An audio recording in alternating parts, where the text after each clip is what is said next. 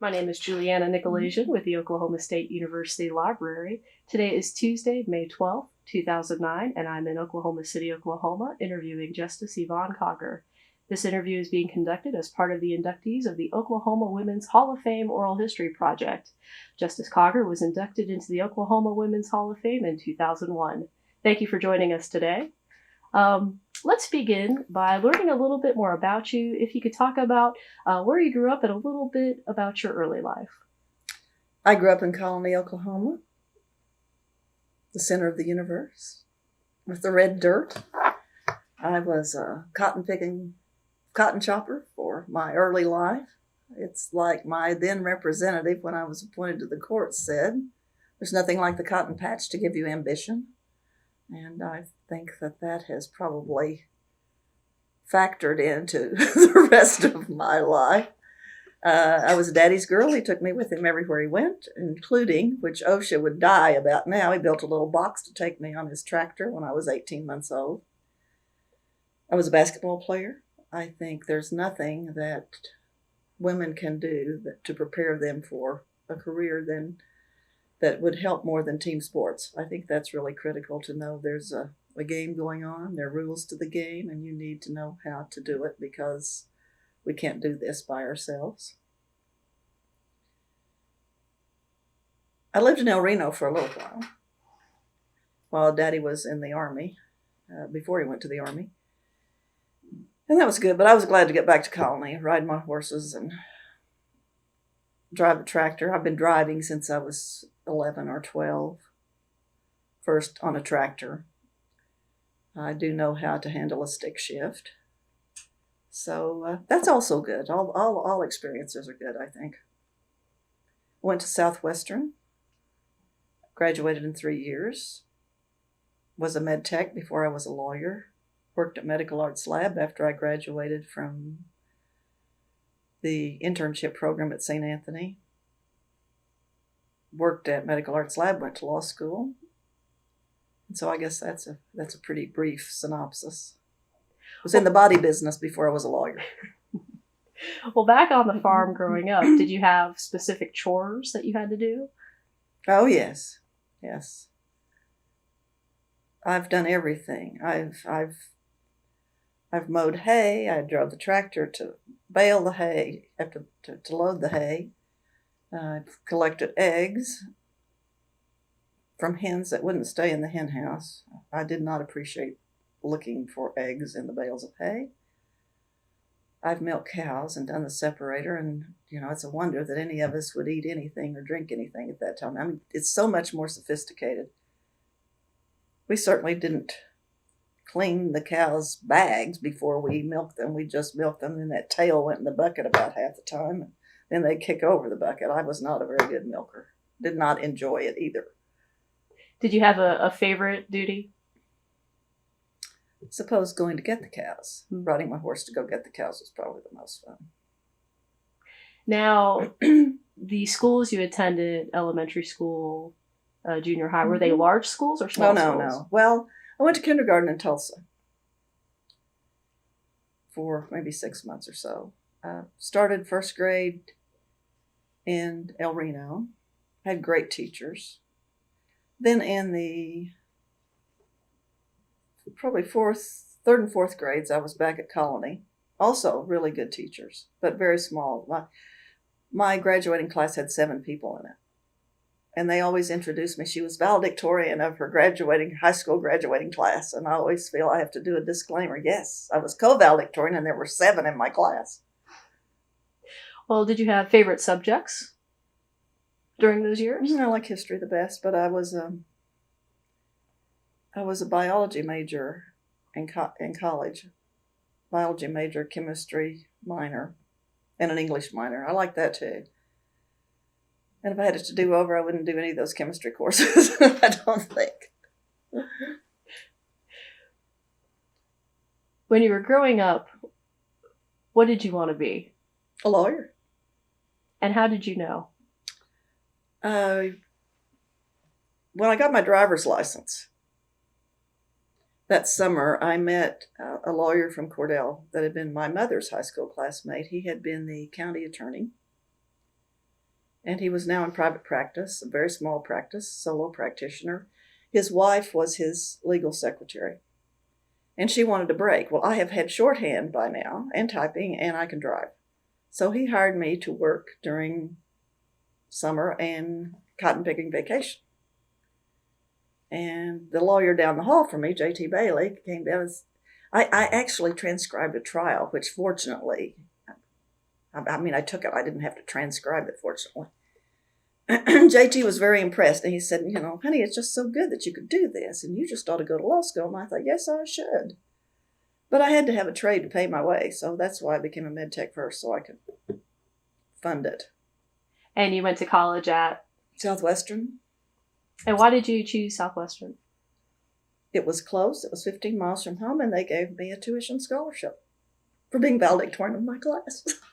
There was a benefit. Yes. And they renewed it if you maintained a B average, maybe. Did you enjoy college? I had a good time. I did.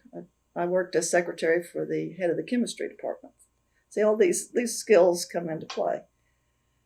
And I enjoyed them. Made lifelong friends. But all along you knew. That I really wanted to be a lawyer. Okay. And I didn't know any women lawyers, The only woman lawyer I knew was in that radio soap opera, Portia Faces Life. She was a lawyer.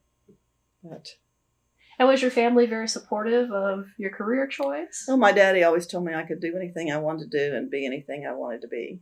And my mother always said I'd better do it right. My daddy was, like I said, I was a daddy's girl, and he thought I could just do anything. My great-grandfather was an immigrant from Russia. The family had gone to Russia when Catherine the Great gave the German farmers land. And then Fred left when they started taking the land away. But his brother had been a judge in Russia. So that was the last lawyer in the family before me. So after college, take me through what happens next. I worked for Medical Arts Lab for 65 years. And then I started law school. My daughter learned to write her name, my first set of law school finals. I had a good time in law school. I've never seen as many movies. I think law school is much harder now. But I ended up at the end of the first semester second in my class. And I hadn't really just devoted every minute to it. And I thought, if I really applied myself, I could probably be first in this class. And Gary Richardson, who ran for governor, remember that? He was in my class for that first semester. And he left and went off to Texas to finish law school. And I was so glad. I thought, well, all I have to do is maintain the course now. I was very glad he left. Was it tough being a woman back in the 60s in law school? No. It really, I'd like to say, it was horrible, but it wasn't horrible at all.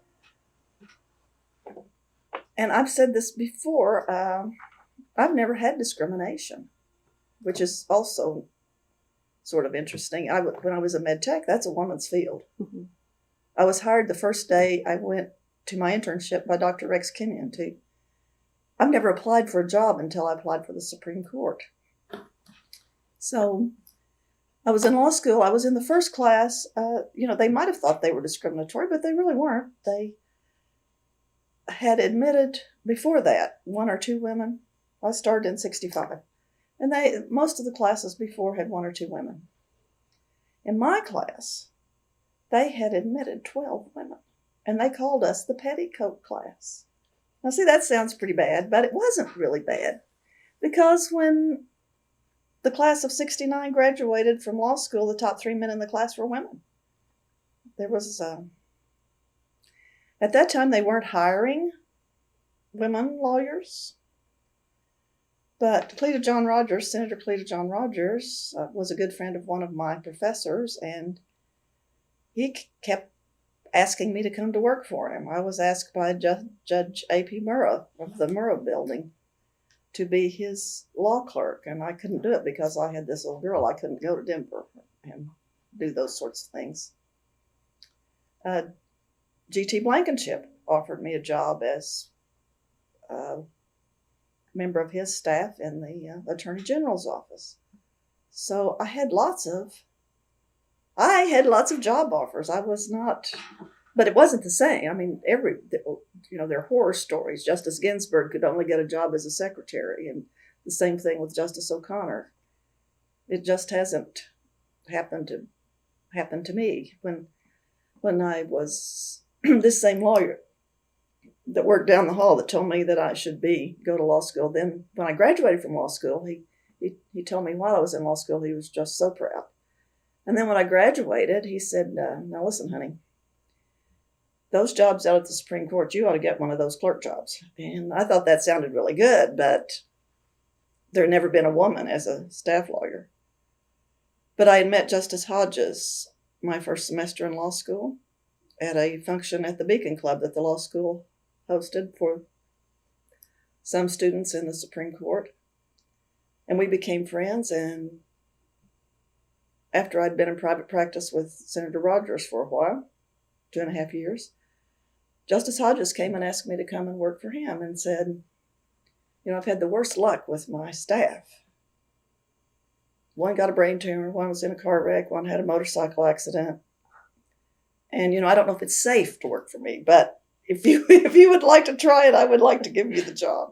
And so I worked for him for 11.5 years before I was appointed to the Supreme Court. What a great opportunity. Mm-hmm. Yes, I owe him my career. He is a wonderful man. Did you ever think that you would be sitting here today after serving as a clerk?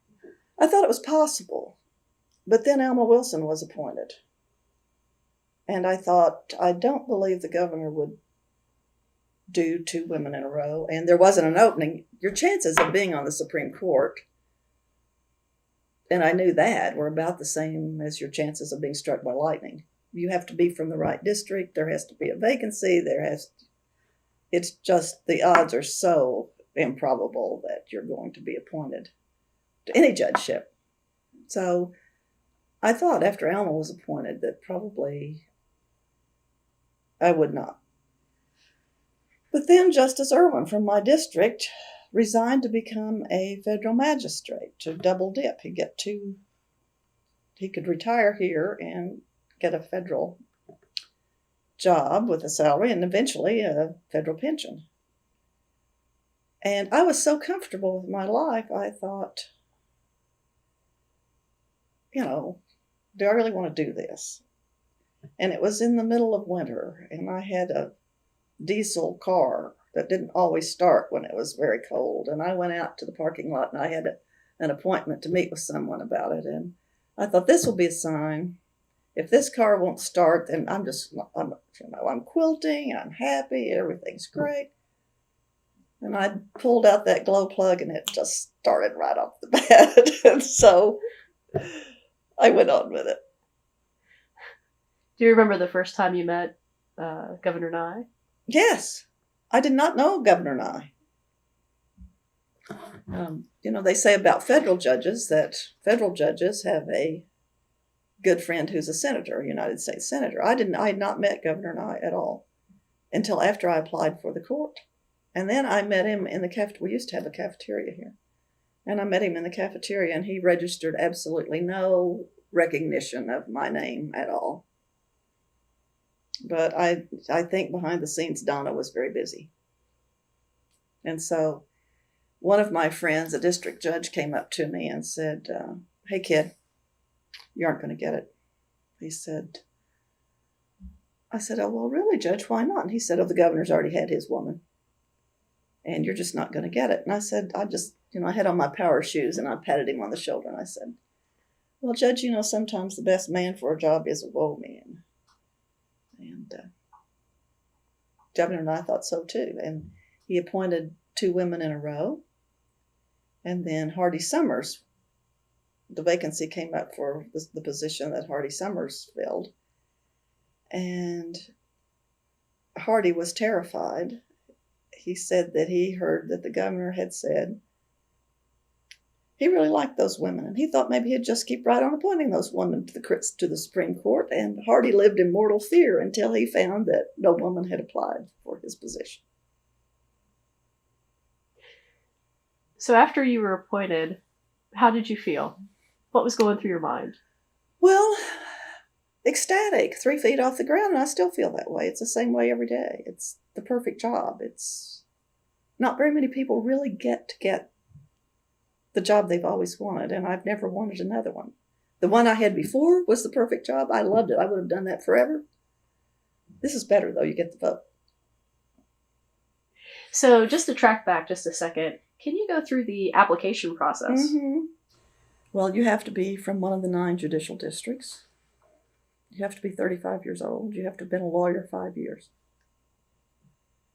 Then you have to make your application to the Judicial Nominating Commission. It is comprised of 6 lawyers elected by the Oklahoma Bar Association.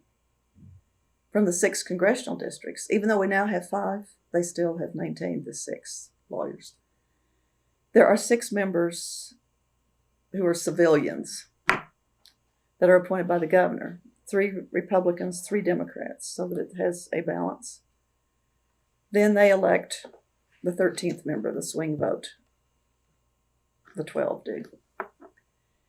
Then the OSBI, you file your application, the OSBI investigates you. They go out and talk to your neighbors and the ones you've practiced with. I mean, it's sort of like, I told Governor Nye at the time, it's sort of like dying and going to heaven. And you have to go through the judgment to see how things turned out. Then the commission sends 3 names, up to 3 names to the governor, who selects one of them. And do you know who the 3 names are? Oh, yes. Mm-hmm. Mm-hmm. And it's interesting. The higher up the food chain you go, the more, I hesitate to say prestigious, but the more responsible maybe. The Supreme Court has fewer applicants than a district judgeship will have. The scrutiny is really pretty intense, and it's amazing for some of the judgeships that people will apply who should know they should not, because they're going to be investigated.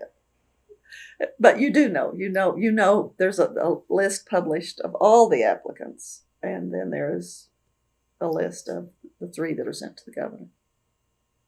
And you've been doing this for quite some time. This is my 25th year. I have been at the court since September 6, 1972, when I came to work for Justice Hodges. And we do everything here by seniority. We part by seniority. We vote by seniority. I have this office because I'm now number 3. And numbers 1 and 2 did not want to move. But Kyle, my staff lawyer, and Vanessa wanted to move, so we moved. And I'm really glad we did. I have the nicest office here. This used to be the Chief Justice's office before 30 years ago we moved it, but I think that's one reason Justice Lavender, who had this office for many years, did not serve his 2nd term as Chief Justice, because he didn't want to move out of this office. It connects with our conference room, and you can have your whole staff with you. I've been working over 30 years to get the new court building, which we're going to move to, I hope, a year from July now. But we'll have very nice offices there, but we can't keep our staff, other than this office and the chief's office. There's not room for our 2nd lawyer to be with us, and that's really a detriment, not to be able to call them in and work with them. I'm from Florida, and we have a separate Supreme Court building in Tallahassee. So when we came to Oklahoma and saw it was in the Capitol, I was like, that's interesting. Well, it's going to be different, though. We're working on it. And where will the new location be? Just right across the way, the old Wiley Post Historical Society building. Okay. So describe for me a typical day.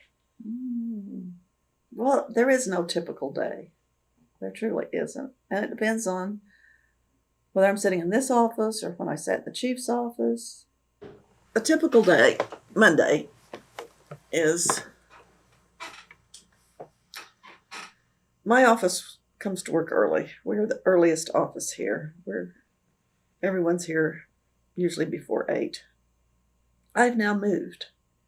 I'm right across the street. I've built a new house, which is right across the street from what will be our new court building. So my commute is now 2 minutes.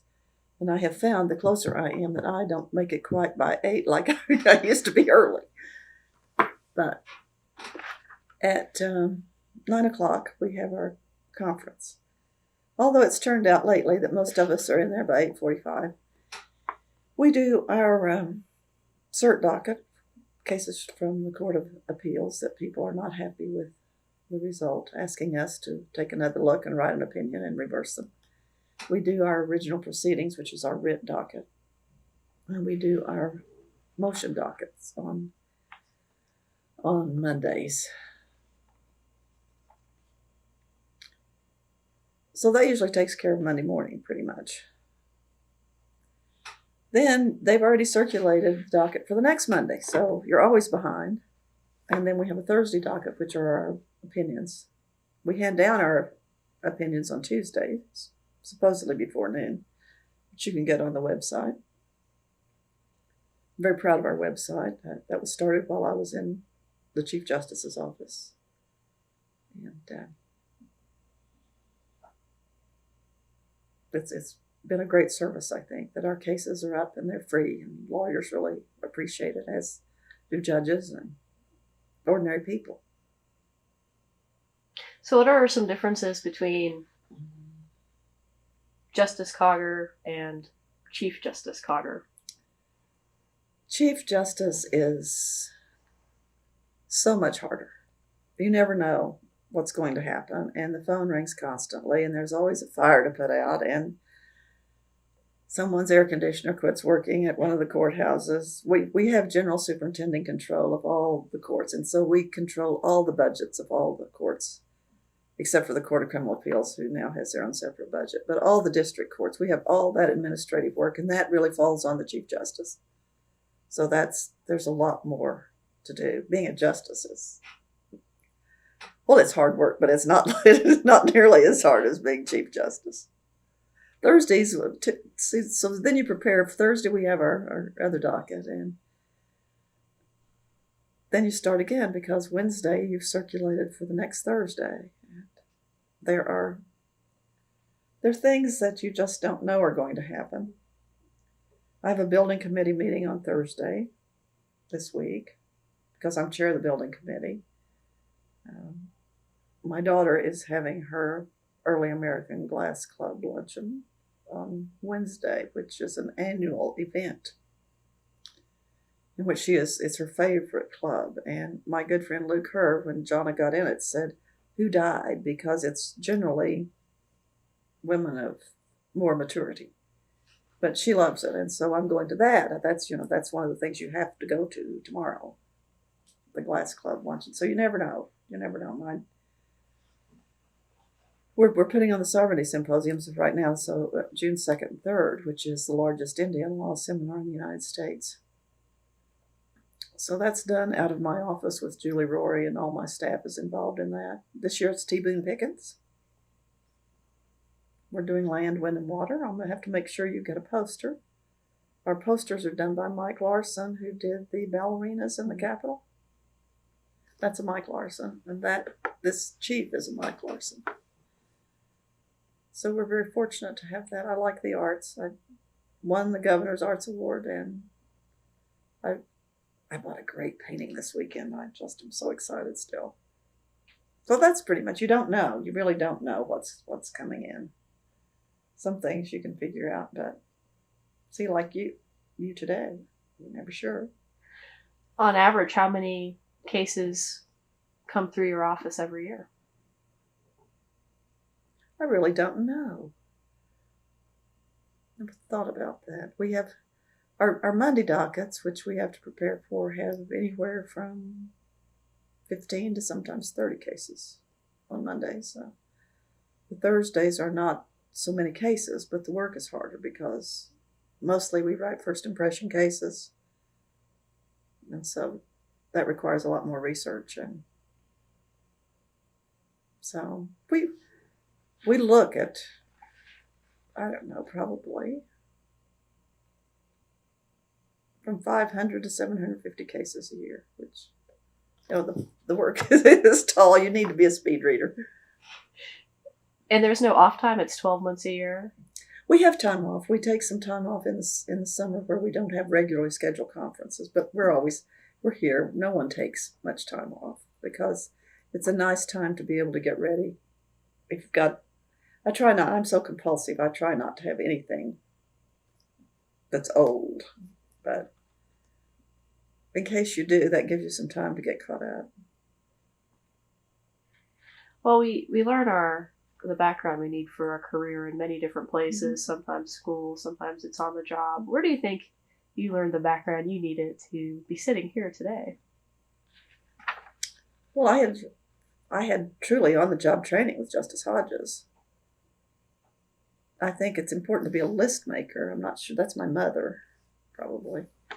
But I had a really great opportunity to have worked with him and to learn. I really thought I knew how to do it all until I went to my first conference and found out that when he left on Mondays and Thursdays, he was really doing a whole lot more than I thought he was, because that is where we do our most intense work. It's give and take. It's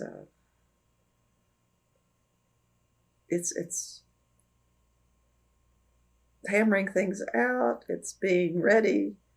A lot of discussion. That's the most valuable thing we do because we come from 9 different districts and you get that input from 9 separate people. And I think we have a much better product that way. So I didn't know nearly as much as I thought I knew.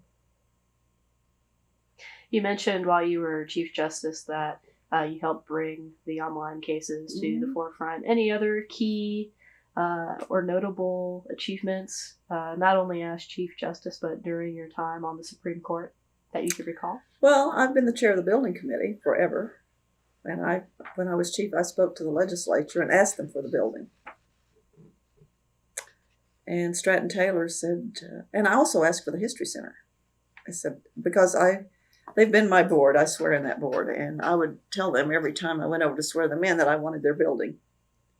And I told the legislature I wanted their building and I wanted them to have a new one. And Stratton said to me, Yvonne, normally you don't ask for someone else's project. People just ask for their own. But he said, I think this is going to work out. So I have worked really hard on that. The Sovereignty Symposium, I have coordinated since its inception. This will be our 22nd year. We did it because John Doolan kept going to the National Association of Chief Justices, and they have an Indian Law Committee. But he went 3 times and came back and said, they're never going to do anything. They talk about it. They say they're going to have a seminar. They say they're going to do this. He said, they haven't done anything. They're not going to do anything. And they still haven't. So he said, we'll just do our own. So Governor Bellman was very instrumental in helping us. And Ed Edmondson. And we did it.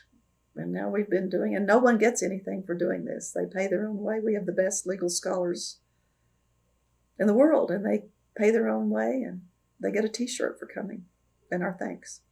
And how long has it been going on? 22 years. It's a long time. Mm-hmm.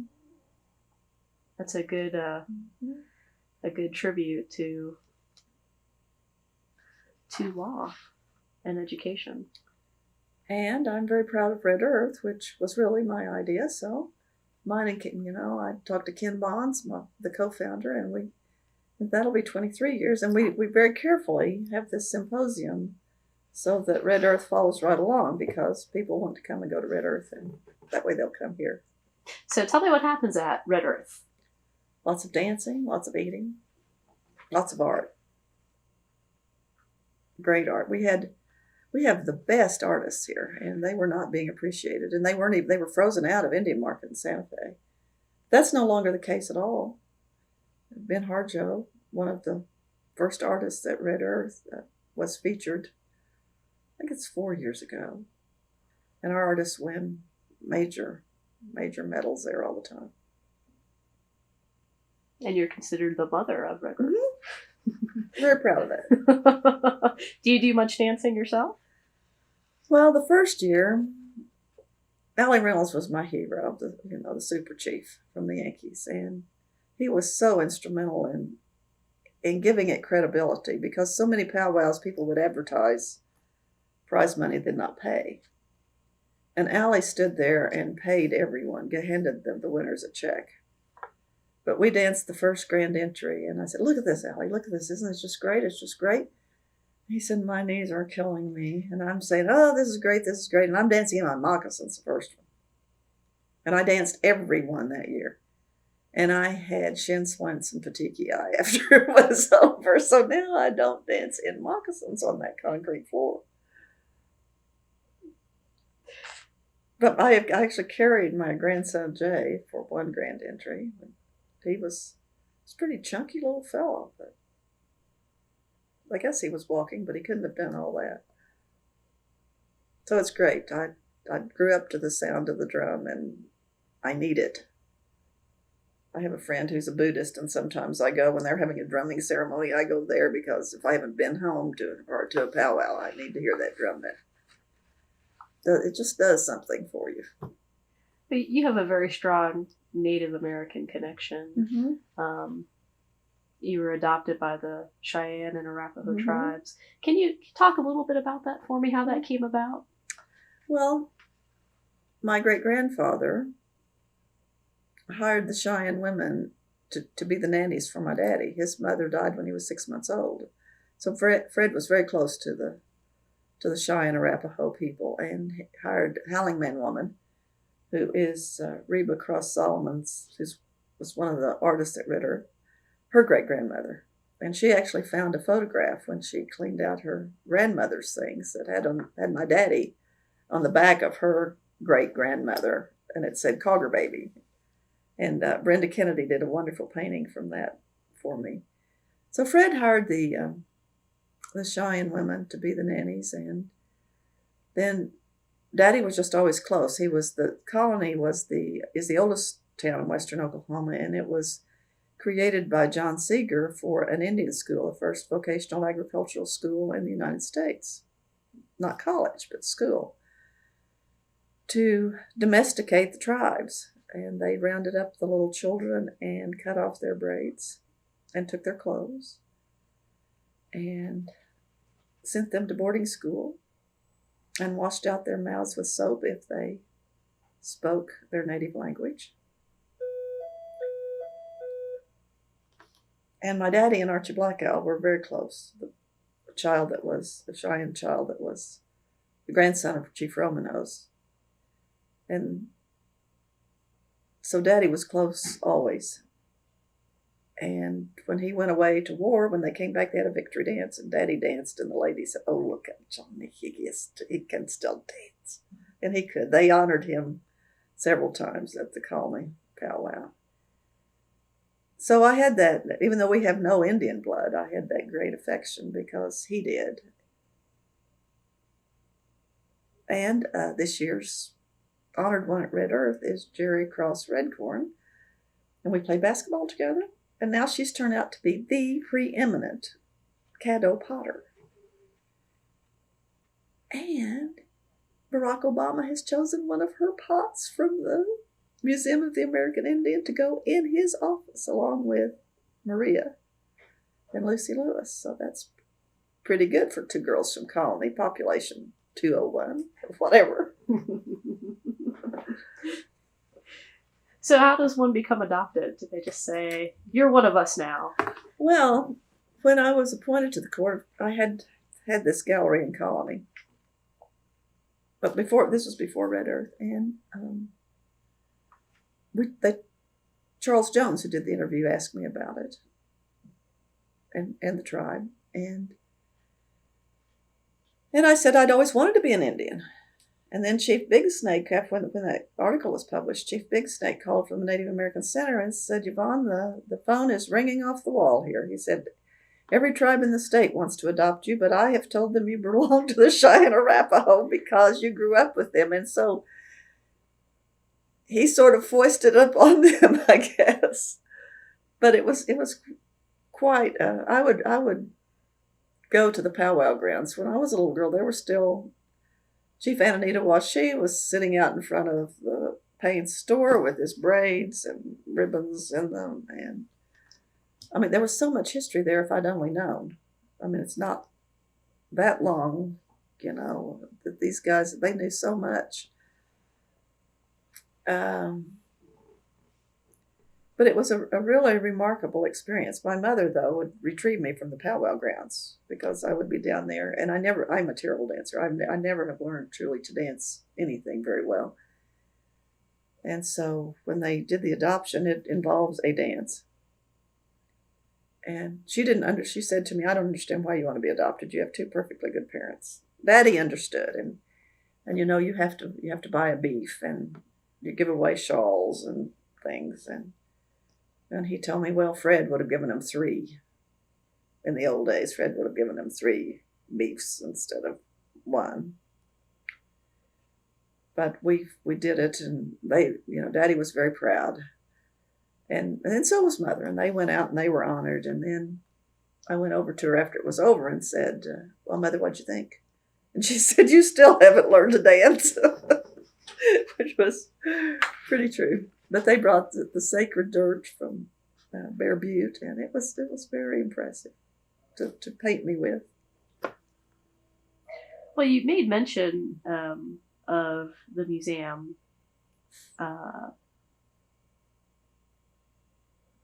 The gallery of the Plains Indian. How did that come about? I was on the road to Taos. It's kind of like Paul on the road to Damascus, and it occurred to me I'd always wanted to have a gallery in Santa Fe, but I knew I was never going to get the money to do a gallery in Santa Fe. But my great-grandfather had built the old post office building in Colony, and it's a little stucco building, and it looks like either a jail or a little Santa Fe gallery. And it occurred to me, well, I can put it in there. And at the time, Daddy was getting $10 a month from Payne's store for them to store their feed over there, and it was pretty decrepit. So I conceived the idea of having this gallery and having Archie Blackwell, this little boy that Daddy had thrown rocks at back and forth. They'd engaged in rock fights when Archie was at the Indian school, who turned out to be that's an Archie Blackwell right there. That's a Dick West over there, Dr. Dick West, who's a contemporary of Archie's. Both of them were Cheyenne masters and hang in museums all over the world. So I thought I had to get Archie before he died, because I knew he was older than Daddy.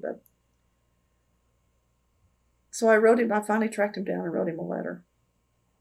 And he went to see Daddy and Mother and said he had this letter and he would be willing to meet with me about. Well, they hadn't really decided to give me that building yet, but I'm proceeding onward. Yeah, I knew Daddy would give it to me. It was his. I knew he'd give it to me because he couldn't really deny me anything. And anyway, Archie showed up and Daddy called and said, well, Archie's here. And so I arranged to meet him at another time to go out to Colony. And he said to me, you see, I thought that I have to get him before he's gone. And he says to me, I got your letter. And it bothered me. And so I spoke to my mother. And here she is. She's 98 years old and still. So it worked out. So we did it that Labor Day, but it was done because there was not a market for our artists. They were being shut out of Santa Fe, and I thought, well, I can make a little step here at the center of the universe in Colony and see what happens. So the first year, people came from Egypt even. There were, Rotary clubs had exchanged people, and they brought them out because it's done in connection with the powwow on Labor Day weekend. And then that was the genesis for Red Earth, that combination of art and the dance. So now I've given it to Southwestern. I gave them the 3 buildings left on Main Street 4 years ago, I think. And that's just a great way to preserve it and keep it going. I couldn't keep it up forever. So I'm hopeful. They got a iced tea grant, and I'm hopeful they're going to get things going again. Well, I was reading that you have this nickname of Zorro. Mm-hmm. Tell me how you received this nickname. Well, Justice Don Barnes gave it to me. Former Chief Justice Don Barnes, great family friend. When I was appointed he had given me the name when I was a staff lawyer. He said, she's so good she can just cut through these complex issues, just like Zorro, the sword. So he called me Zorro, and I kind of liked it. When Bruce emailed from England, right before my oldest grandson was born, he emailed and said, "We have decided what we're going to call the baby, and now I'm deciding what he will call the grandparents," which there were many. Jay was the first great-grandchild on both sides of the family. His great-grandmother on Bruce's side lived in Holland, did not speak English. His mother had lived in England for years, but still has a very, very strong accent. The dad is British with a touch of Australian.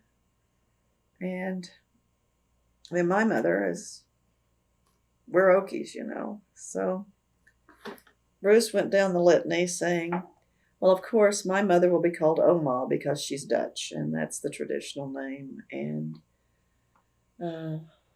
grandmother will be called grandmother because that's what Jonna calls her. And he said, I have decided you will be called Grandmother Justice. And I emailed back, Bruce, you have a lot to learn. He still does too, but anyway. I said, you have a lot to learn. These babies will call you what they want to call you when they can call you. But in the interim, I don't intend to be called anything that sounds like a legal treatise. And until he decides what to call me, he can just call me by my real name, Zorro. Well, Jonna thought it was hilarious. And Jay was still in England at the time. They moved here when he was 10 months old. But, I'd hold him. And that little child never touched a bed until he was 2 years old, I don't think. He was held constantly because he is his only grandchild. And I would say to him, I'm your grandmommy, but you can call me anything you want to. And when he finally said my name, it was Oro. So that's what it's been. Although Winston, my little guy, who's 8, told me not too long ago he rather liked Grandmother Justice. He might try that. He's very formal, very formal. Well, that's good. Mm-hmm. That's good. Can you go into a couple of key moments in your life that you just consider highlights? Just above all else. No, not above all else. I can give you some highlights. Hitting 32 out of 37 free shots in the finals of a tournament. That was pretty big. They were betting on me in the stands. Who were you playing? I was playing for Colony High School. We were at Weatherford in the college gym, and we won the whatever tournament it was. Southwestern Invitational, probably. That was big.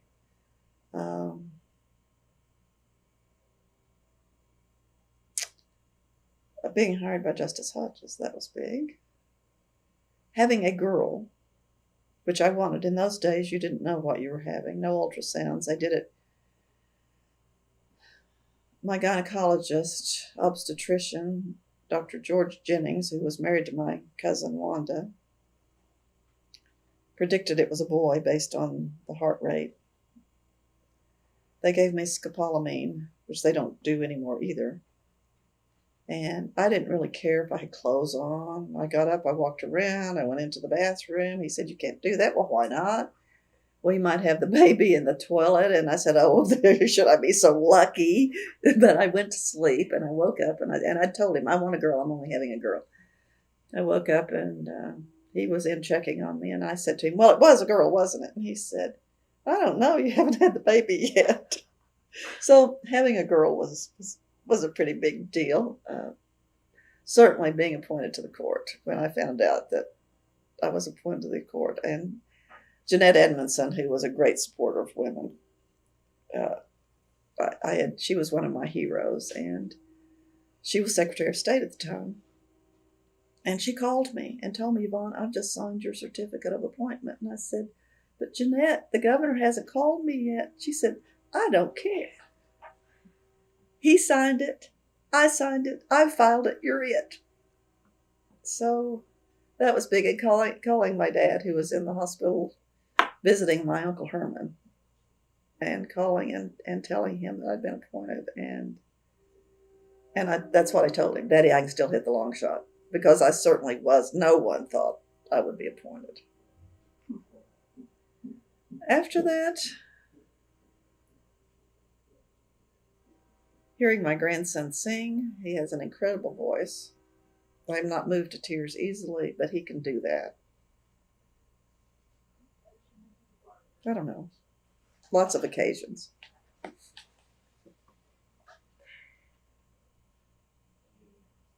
Well, turning to the Oklahoma Women's Hall of Fame, when you were notified that you were going to be inducted, what were you thinking? What was going through your mind? 2001 wasn't that long ago. It wasn't that long ago. I was very pleased. Jack had called and asked if he could appoint me and if he could nominate me. And that it was nice. It was... you're stunned when you look at the list of the women that are in. And then I'm also stunned when I look at the list of women that ought to be in. Like I told you about Judge Carol Hansen, who certainly should be a member. And did you attend the ceremony? Oh, yes. Mm-hmm. Absolutely. It was very difficult for me because one of my really good friends had died and that her funeral was at exactly the same time. And it was really, but I talked to Al and it was okay with him. That made it a bittersweet day. And do you remember who presented you? Yes. The person who nominated. And that person was? Cut for a minute here. Sure. Jack, he hasn't been, he was my representative. I'll have to look it up. It's okay. Just gone. We could probably check. Mm-hmm. We have some of the commission files, but not all of them. Kyle? What's Jack's last name? That used to be my representative. Who's my representative's name who appointed me to who nominated me for the Oklahoma Women's Hall of Fame? Jack. See, I feel better. We'll look it up, okay? Gosh. Now you've received many honors from many different organizations throughout the years. What does this particular honor mean to you? Well, it's really important because you're recognized by your peers. I understand that the process is pretty excruciating and they're very discriminating, and so it is a recognition for your work. And how do you feel that now women look to you as a role model? I didn't realize that for a while.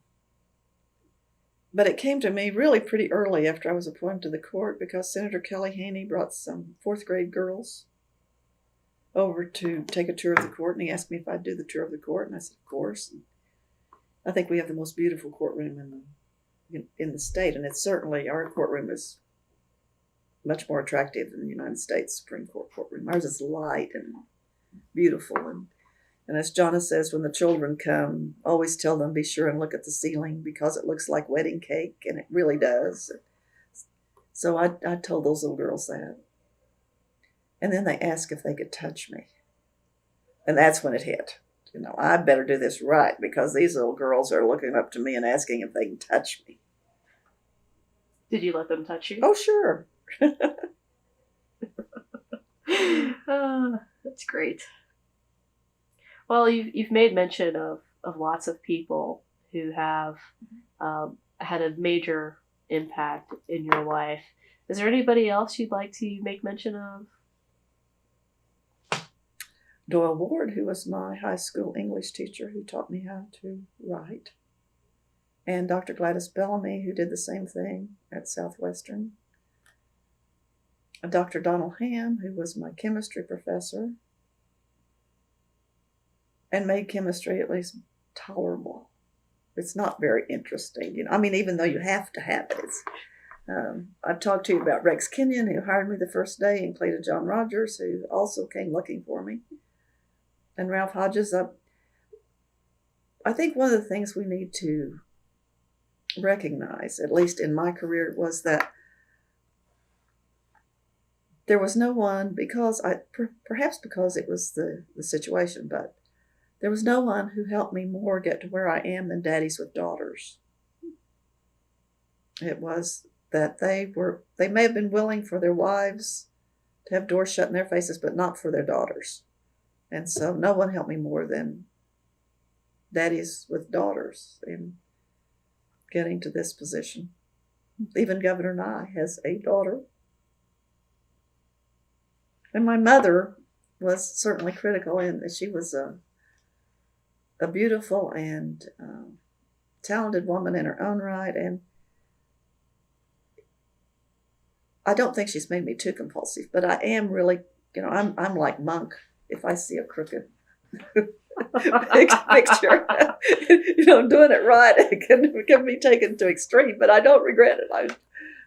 I am a perfectionist, and that's okay.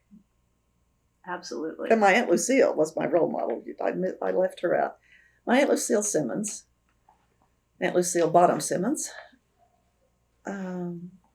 was the first woman county superintendent of schools in Canadian County. She was the first woman principal, as far as I know, in Washita County, and was principal at my grade school. She retired from being an Oklahoma school teacher, and at 65, she learned to ride a bicycle and to speak Swahili, and served 2 terms in the Peace Corps in Kenya and Tanzania. She later married at 85 for the second time, and was happier than she had ever been in her life until she died at 95 or 6. So she is my role model. Wow, you may not have had a lot of women lawyers to look up to, but you sure had a great support system around you, and lots of great people to look up to, from within your family and from outside.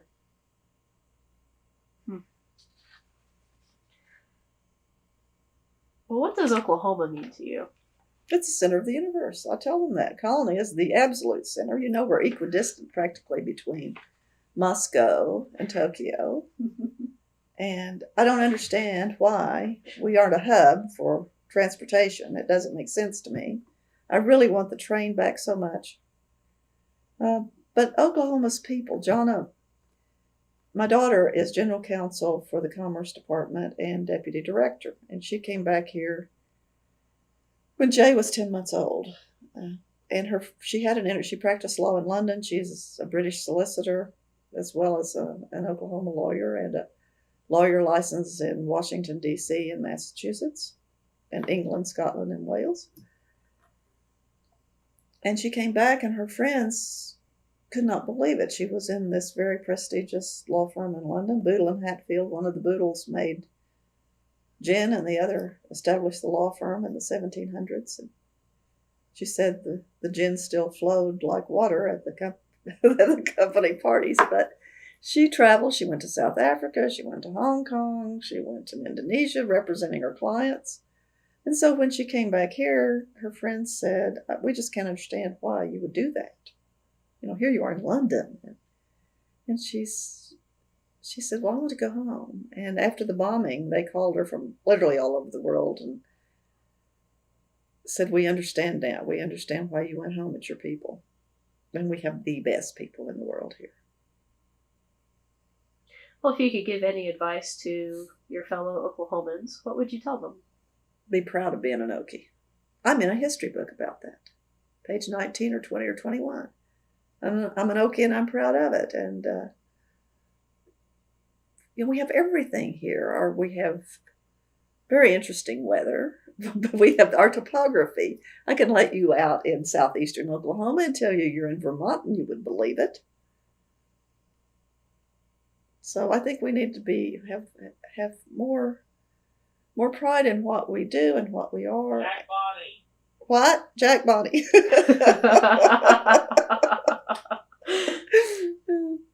That's what I would say. Benny. I believe in trying to brighten the corner where you are. And we ought to do more of that instead of putting ourselves down. Because I've told Jonna and my grandsons that no matter what happens, there's an Okie in the middle of it. If they catch a spy, we either caught him or the spy had some connection. We've got oil and gas that permeates the whole world in the way that we handle our business. It's unusual stock here that can do anything. And for women who are in school right now or who may not be in school right now and they look to become a justice on their state Supreme Court, what would you tell them? Do something you really like. I love my job. I loved working for Justice Hodges. I would have been content with that. I did not like driving a tractor. I did not like pulling cotton. I did student teaching, that's the other thing I'd tell them. I try to protect my backside 3 deep. If you don't like this one, you need to have some backups so you don't start over. So I took all those boring, to me, teacher education courses and I did the student teaching and had a teacher's certificate. I like being a med tech. I never wanted to be a doctor because I wanted to go to law school. I knew that. But do something you really enjoy so that, in this time, it seems like people have to change jobs more often, but it ought to be something you like doing. You ought not to hate to go to work in the morning. When history is written about you, what would you like for it to say? She did her best. And is there anything else that we haven't touched upon today that you would like to add? That I have the most marvelous grandchildren ever born in this universe. They are the light of my life. They are incredible. Jay and Winston are children of great joy. And I realized this when I became a grandparent, that while you're too busy with your children to maybe do all the things that you ought to do or would like to do, with grandchildren, you can make the memories you want them to have. And I try to do that. I've taken them to Washington, D.C. I said, what do you guys want to go and do when we go to Washington, D.C.? And Jay said, well, he didn't know for sure. Maybe he'd like to shop a little. And Winston said, who is the younger? I want to see the Declaration of Independence and secure a copy thereof. And so we went to the National Archives and did so. So those are things you can feel good about, that you can make those memories that you would like them to have. Well, what's next on the agenda for you? Sovereignty Symposium's 3rd and 4th of June. So and I want to make sure you get a poster. So that's immediate. It's now, it's almost crisis time. That's immediate. That's what's next. And looking forward into the future, retirement? No, not as long. I still feel on top of my game, and I love what I do. Most of the court could retire now. Justice Opala is 88. He's been here not quite as long as Justice Hargrave, who celebrated his 30th year. I've been here longer than they have.